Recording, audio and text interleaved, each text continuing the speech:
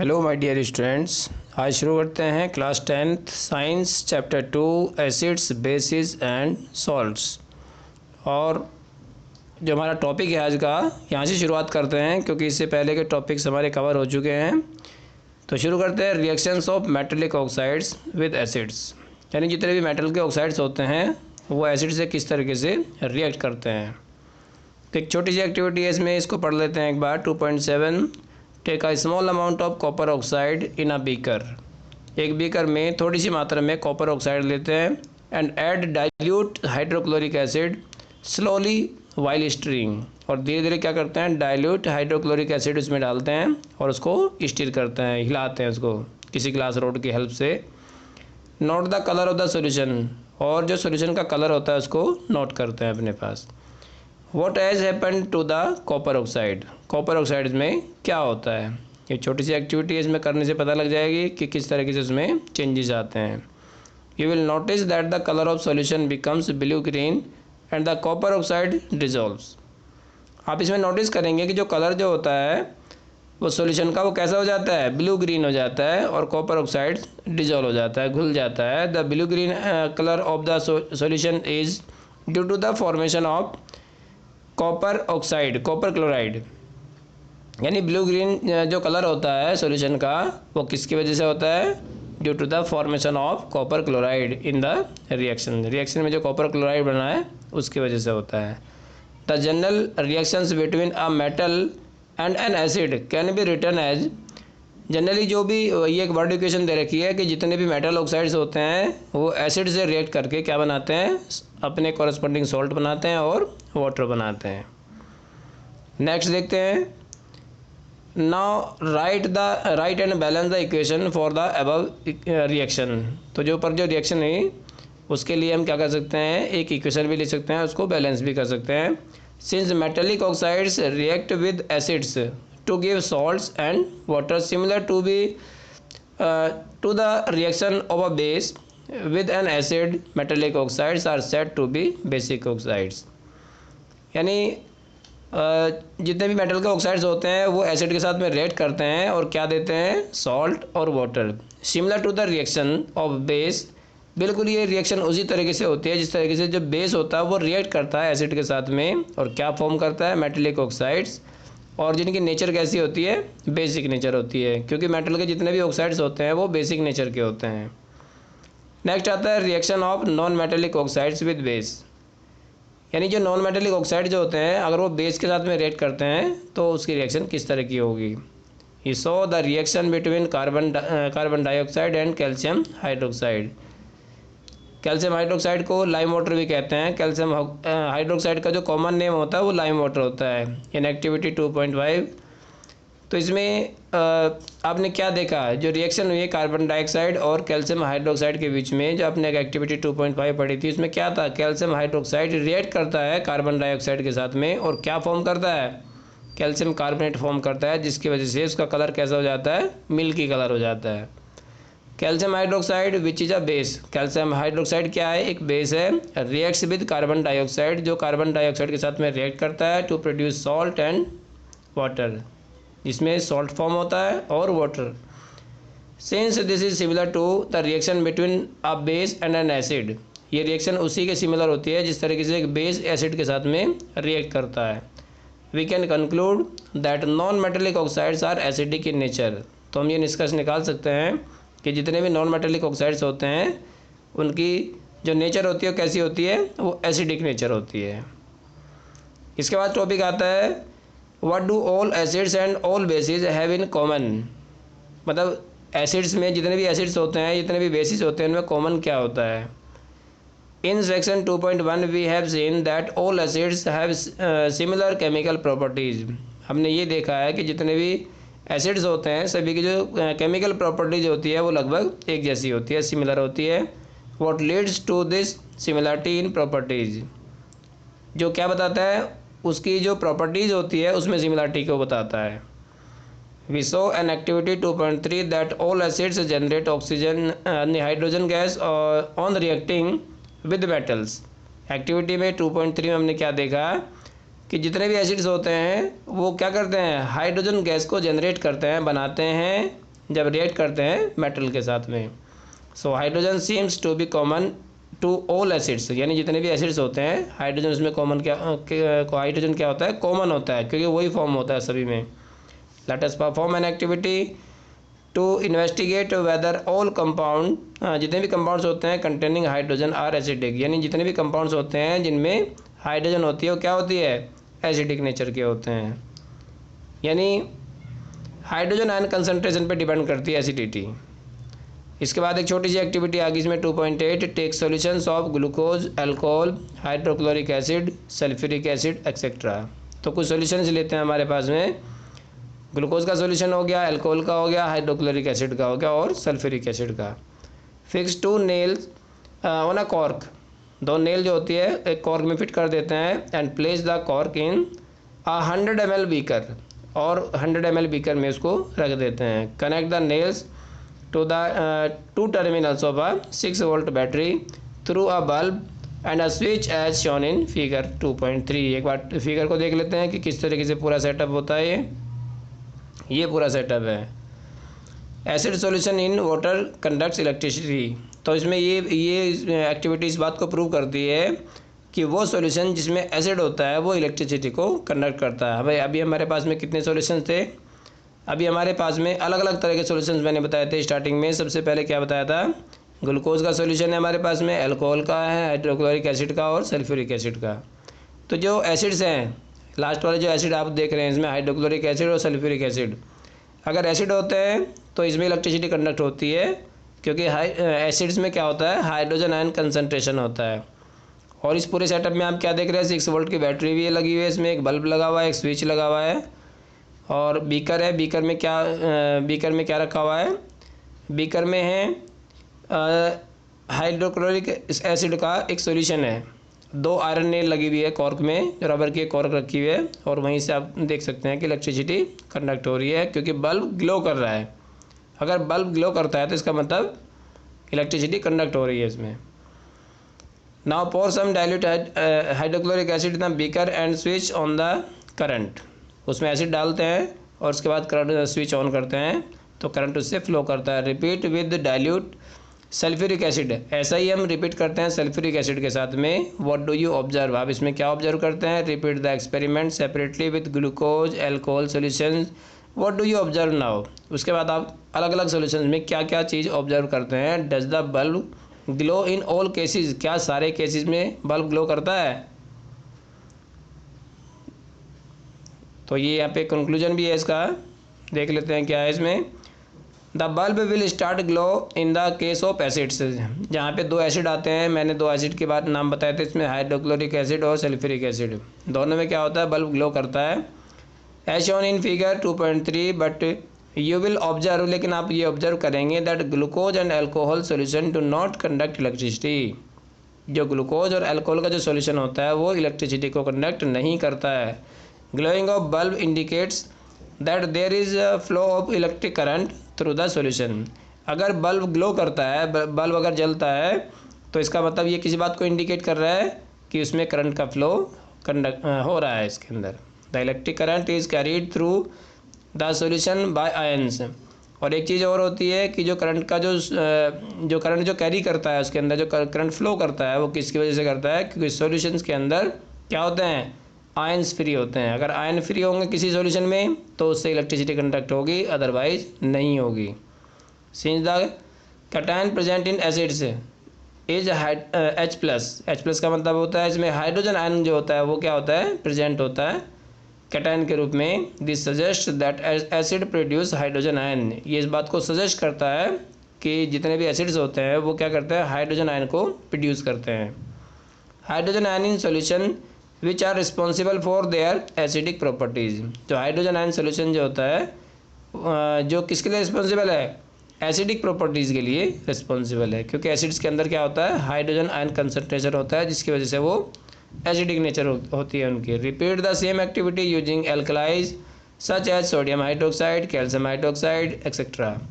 तो यही एक्टिविटी हम सोडियम हाइड्रोक्साइड और कैल्शियम हाइड्रोक्साइड, ये क्या है, तो ये दोनों एल्कलाइज है। एल्कलाइज वो होते हैं जो ऐसे बेसिस होते हैं जो वाटर में डिजॉल्व हो जाते हैं, तो ये एक्टिविटी इनसे भी हम करके देख सकते हैं। तो what can you conclude from the result of the activities, और एक्टिविटी में आपने क्या रिजल्ट निकाला, उसमें क्या निष्कर्ष निकाला, वो आप उसमें लिख सकते हैं।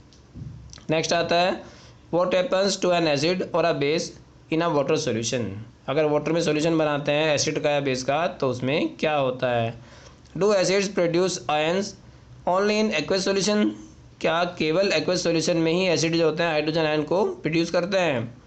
चलिए एक एक्टिविटीज़ में करके देखते हैं। Activity 2.9, take about 1 gram solid sodium chloride in a clean and dry test tube and set up the apparatus as shown in the figure. तो क्या करते हैं, 1 ग्राम सॉलिड सोडियम क्लोराइड क्या होता है, जिसको हम कॉमन सॉल्ट बोलते हैं, जो किचन में यूज़ किया जाता है कॉमन सॉल्ट, वही है ये। तो क्या करता है, 1 ग्राम के लगभग लेते हैं टेस्ट ट्यूब में और उसको सेटअप करते हैं उसका टेस्ट ट्यूब में लेकर के, जैसे कि फिगर में दिखाया गया है। Add some concentrated sulphuric acid to the test tube, और उसमें क्या डालते हैं, कुछ सल्फ्यूरिक एसिड डालते हैं टेस्ट ट्यूब के अंदर। व्हाट डू यू ऑब्जर्व, आप इसमें क्या ऑब्जर्व करते हैं। Is there a gas coming out of the delivery tube, क्या कोई इसमें से डिलीवरी ट्यूब से क्या कोई जो गैस है वो बाहर निकल के आती है। Test the gas evolve successfully with dry and wet blue litmus paper, और उस गैस को क्या करते हैं, अब चेक करते हैं जो इसमें से गैस निकली है, कैसे, with dry and wet blue litmus paper. तो उससे अगर हम चेक करके देखते हैं, in which case does the litmus paper change colour, क्या किस केस में लिटमस पेपर जो होता है उसका कलर चेंज होता है। On the basis of the above activity what do you infer about the acidic character of. अब बाय ड्राई HCl गैस, अगर ड्राई HCl गैस होती है तो उससे किस तरह का कलर चेंज होता है, और जो HCl सॉल्यूशन जो होता है उससे किस तरह का होता है। तो इसमें कुछ और भी लिखा है, इसमें एक इंस्ट्रक्शन भी है, इंस्ट्रक्शन भी पढ़ लेते हैं। If the climate is very humid, अगर क्लाइमेट जो होती है बहुत ह्यूमिड होती है, यानी क्लाइमेट में यानी एयर के अंदर मॉइस्चर अगर ज़्यादा होती है, तो you will have to pass the gas produced through a guard tube, या ड्राइंग ट्यूब भी कहते हैं, containing calcium chloride to dry the gas. Gas को ड्राई करने के लिए क्या कर सकते हैं, जो कैल्शियम क्लोराइड जो होता है उसका यूज़ कर सकते हैं। नेक्स्ट आता है this experiment suggest the hydrogen ions in HCl are produced in the presence of water, यानी ये एक्सपेरिमेंट इस बात को सजेस्ट करता है कि जो हाइड्रोजन आयन जो होते हैं हाइड्रोक्लोरिक एसिड के अंदर, वो प्रोड्यूस होते हैं किसके द्वारा, in presence of water, water की प्रेजेंस में होते हैं। जब तक वो ड्राई होती है HCl, तब तक उसमें आयंस जो होते हैं वो प्रोड्यूस नहीं होते, ना ही वो इलेक्ट्रिसिटी को कंडक्ट करता है। The separation of hydrogen ion from HCl molecules can not occur in the absence of water, यानी जो अभी मैंने बताया जो सेपरेशन जो होता है हाइड्रोजन आयन का HCl मॉलिक्यूल से, वो नहीं हो सकता कब तक, जब तक उसमें वाटर नहीं डाला जाता है, यानी एब्सेंस ऑफ वाटर।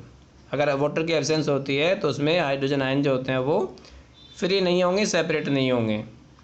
तो यहाँ पे एक इक्वेशन है, HCl जो होता है जब उसमें ये क्या है, ये ड्राई होता है, उसमें जब वाटर मिलाते हैं, वाटर ऐड करने पर क्या बनता है, हाइड्रोनियम आयन बनता है और क्लोरीन गैस उसमें से रिलीज हो जाती है। Hydrogen ions can not exist alone, इस बात का ध्यान रखेंगे कि जो हाइड्रोजन आयन जो होता है वो अलोन एग्जिस्ट नहीं करता, अकेला नहीं रह सकता, but they exist after combining with water molecules, लेकिन जब वाटर के मॉलिक्यूल के साथ वो कंबाइन हो जाता है तब वो एग्जिस्ट करता है। The hydrogen ions must always be shown as hydrogen ion और हाइड्रोनियम आयन। तो जो हाइड्रोजन आयन जो होता है मस्ट ऑलवेज बी शोन, वो किस तरीके से शो होता है, हमेशा या तो हाइड्रोजन आयन यानी H+ आयन से, या फिर हाइड्रोनियम आयन H3O+ से, उसको हम डिनोट करते हैं। यानी H2O में अगर एक हाइड्रोजन और ऐड हो जाता है तो क्या बन जाता है, हाइड्रोनियम आयन बन जाता है। तो we have seen the acids give hydronium ion in water, let us see what happens when a base is dissolve in water. क्या होता है जब एक वाटर जो होता है एक बेस जो होता है, बेस जब वाटर में डिजॉल्व हो जाता है तो क्या बनता है, सोडियम हाइड्रोक्साइड। जब वाटर की प्रेजेंस में क्या बन जाता है, सोडियम प्लस और OH negative ion, hydroxide ion. इसी तरीके से और भी एग्जांपल है इसके, पोटेशियम हाइड्रोक्साइड, जब वाटर में इसको डिजोल्व करते हैं तो क्या बनता है, ये भी अपने अपने आयन रिलीज कर देता है, पोटेशियम आयन यानी जिसको कैटायन बोलते हैं, और हाइड्रोक्साइड आयन जो होता है ये रिलीज़ कर देता है इसमें।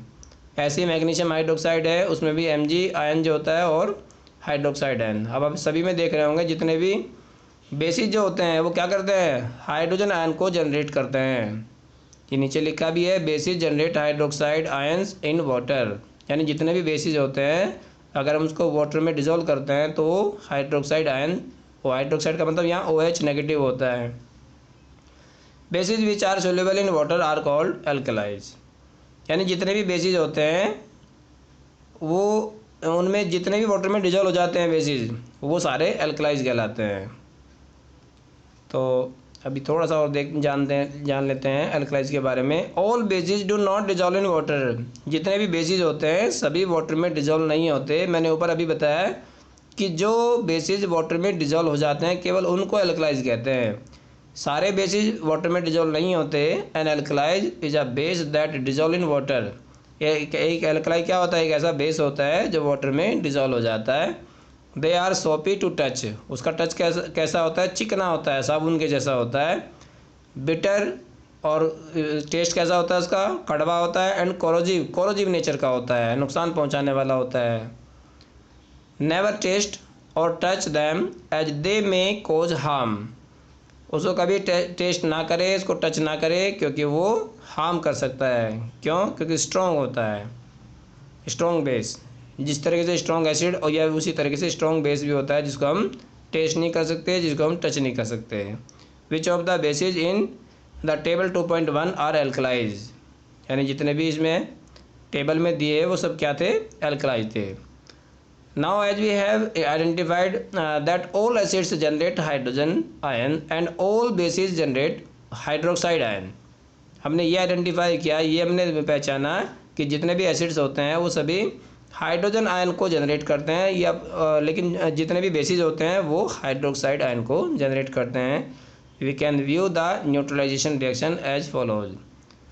तो आपने देखा यहाँ पे इसको न्यूट्रलाइजेशन रिएक्शन कहते हैं। जब भी कोई एसिड रिएक्ट करता है बेस के साथ में तो क्या बनाता है, अपना कॉरस्पॉन्डिंग सॉल्ट बनाता है और वाटर फॉर्म करता है। तो इसी तरह की रिएक्शन हम देख सकते हैं। इसके बाद और एक एक्टिविटी आती है इसमें, late us see what is involve when water is mixed with N acid और अ बेस। ये बहुत ही इंपॉर्टेंट एक्टिविटी है कि जब भी किसी एसिड में या बेस में वाटर मिलाया जाता है, कभी मिलाते क्यों है, उसका डाइल्यूशन करने के लिए। डाइल्यूशन मतलब होता है पतला, जब कंसनट्रेशन ज़्यादा होता है तो उसमें वाटर डिजोल्व करके उसको क्या करते हैं, डाइल्यूट बना लेते हैं। तो एक्टिविटी 2.10 में take 10 ml water in a beaker, एक बीकर में 10 ml वाटर लेते हैं। Add a few drop of concentrated H2SO4, यानी सल्फ्यूरिक एसिड की कुछ बूंदे उसमें डाल देते हैं।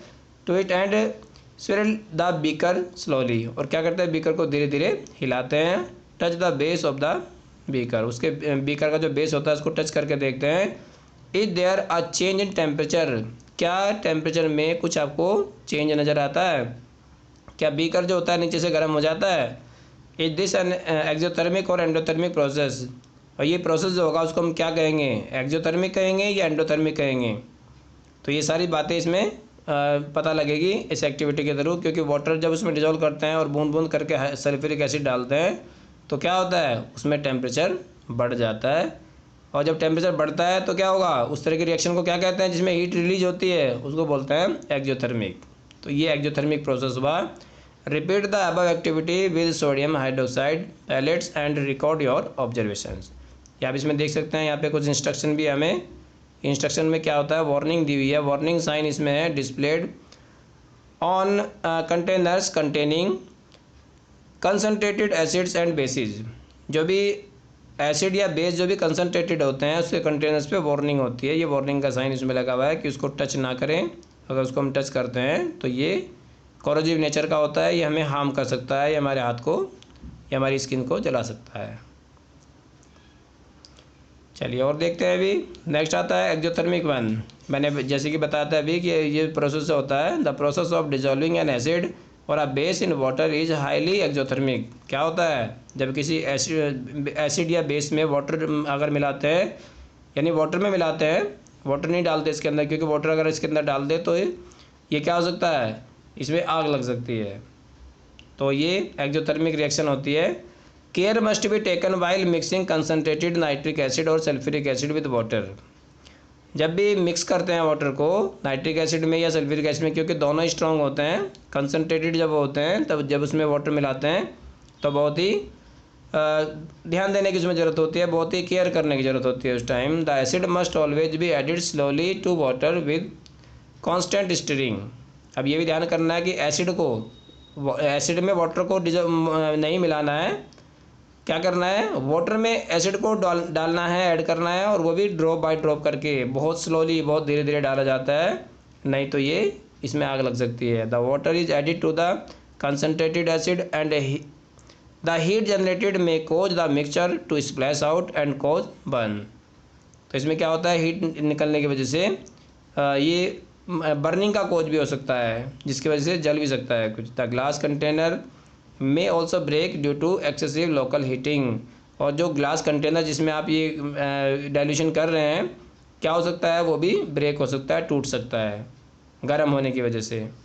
Look out the warning sign. ये वार्निंग साइन भी मैंने आपको दिखाया था जो फिगर में 2.5 में। On the can of concentrated sulphuric acid and on the बोतल of sulphuric sodium hydroxide pellets. ये उनके जो वार्निंग साइन जो होता है, जो भी कंसनट्रेटेड जो एसिड होते हैं या फिर जो बेस होते हैं, उनके बाहर लिखा हुआ होता है। तो इसके बाद आता है मिक्सिंग एन एसिड। ये डाइल्यूशन की डेफिनेशन हो जाएगी यहाँ से। मिक्सिंग एन एसिड और a base with water results in decrease in the concentration of ions या हाइड्रोनियम आयन या hydroxide ion per unit volume. Such a process is called dilution.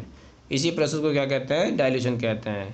यानी जो मिक्सिंग करते हैं एसिड की या बेस की वाटर के साथ में, जिसकी वजह से क्या होता है, जो कंसनट्रेशन जो होता है आयंस का, वो क्या हो जाता है, कम हो जाता है, क्योंकि इसमें वाटर डिजॉल्व हो जाता है, और वाटर डिजॉल्व होने से वो डाइल्यूट बन जाता है फिर। एंड द एसिड और a base is said to be diluted. और इस तरीके से जो भी एसिड या बेस जिसमें अपने वाटर को डिजॉल्व किया है, वो क्या बन जाते हैं, डाइल्यूटेड बन जाते हैं। इसके बाद आता है एक बहुत ही अच्छा टॉपिक है ये भी, कि हाउ स्ट्रॉन्ग आर एसिड और अ बेस सॉल्यूशन। यानी जो एसिड और बेस के जो सॉल्यूशन जो होते हैं वो कितने स्ट्रॉन्ग होते हैं और क्यों होते हैं स्ट्रॉन्ग, ये भी इसमें बताया जाता है कि इसमें स्ट्रॉन्ग क्यों होंगे। We know that how acid base indicators can be used to distinguish between an acid और अ बेस। यानी जो इंडिकेटर होते हैं उनका हम यूज़ करते हैं किसी भी एसिड या बेस को बताने के लिए कि कितना स्ट्रॉन्ग है वो। We have also learnt in the previous section about dilution and decrease in concentration of hydrogen और हाइड्रोक्साइड आयन इन सॉल्यूशन। यानी अभी इससे पहले सेक्शन में क्या बताया गया कि किस तरीके से हाइड्रोजन आयन और हाइड्रोक्साइड आयन जो कंसंट्रेशन होता है उसको किस तरीके से डाइल्यूट करते हैं उसमें वाटर को डिजोल्व करके। Can we quantity find the amount of these ions present in a solution. तो क्वांटिटिवली हम किस तरीके से उसको बताएं कि अमाउंट जो होती है आयंस की उसमें कितनी प्रेजेंट है, मतलब कितने आयंस प्रेजेंट है सॉल्यूशन के अंदर। कैन वी जज, क्या हम उसको जज कर सकते हैं। How strong a given acid और अ बेस इज, और एक जो एसिड या बेस जो होता है वो कितना स्ट्रॉन्ग है। We can do this by making use of universal indicator. ये हम बता सकते हैं एक यूनिवर्सल इंडिकेटर का यूज़ करके, विच is a mixture of several indicators. Universal indicator क्या होता है, कुछ इंडिकेटर्स का मिक्सचर होता है। The universal indicator shows different colours at different concentration of hydrogen ions in a solution. तो जो यूनिवर्सल इंडिकेटर जो होता है वो क्या शो करता है, डिफरेंट कलर्स, अलग अलग कलर्स को शो करता है डिफरेंट कंसनट्रेशंस पर, क्योंकि हाइड्रोजन आयन की जो कंसनट्रेशन होती है उस पर वो क्या करता है, अलग अलग तरह के कलर को शो करता है। A scale for measuring hydrogen ion concentration in a solution. एक स्केल जो होता है जो मेजर करता है हाइड्रोजन आयन कंसनट्रेशन को सॉल्यूशन के अंदर, called pH scale. PH scale क्या होता है, पीएच का फुल फॉर्म है यहाँ पे है पावर ऑफ हाइड्रोजन, यानी हाइड्रोजन आयन कंसनट्रेशन उसमें कितना है। The P in pH stands for proton in German. P का मतलब क्या है पीएच में, वो प्रोटॉन उसका मतलब होता है। In German meaning power, German में उसका मीनिंग क्या है, power. On the pH scale we can measure pH from 0, या जो बहुत एसिडिक होता है, बहुत हाईली एसिडिक होता है, तो वहाँ से शुरुआत होती है पीएच की 0 से लेकर के, और कहाँ तक होता है 14 तक होता है। 14 होता है वेरी अल्कलाइन, बहुत ज़्यादा बेसिक हो जाता है। PH should be thought of simply as a number which indicates the acidic और बेसिक नेचर ऑफ सोल्यूशन। यानी पीएच स्केल जो होता है उस पर हम देख सकते हैं कि कितना सॉल्यूशन के अंदर कितना, मतलब कि उसकी किस तरह की नेचर है, बेसिक नेचर है या फिर एसिडिक नेचर है। Higher the hydronium ion concentration lower is the pH value.